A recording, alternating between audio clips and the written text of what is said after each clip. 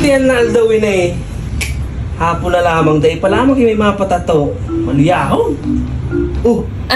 Pero mga patato ini sir.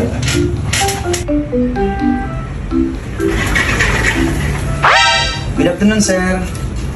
Mapatato tabi ako. O sige sir, dahil problema, sakto. First customer ta ka. Yun, sakto.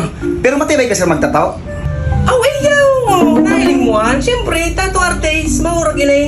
Maurag palan. Pero simple, mas na ipapatato ko, sir. Dawa pa di pisil sir. Mari na, tukawin na. Magawin pala digi sa imo na. Preskuhon. Anong design pa lang sir, so ipapatato mo? Simple mas na, sir. Sarong diretso lang na straight lang. Dahil mo kay problema, para pala na straight, mas tirong kuhan. Gusto ko talaga, sir. So, straight to na maraya. Ata iyo nga ni. Bali na tulos. Sige sir, punanta na.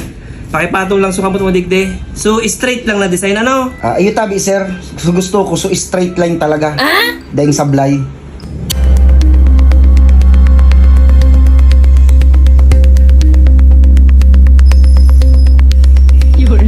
Straight mo lang, sir. Ano, maurag ka talaga.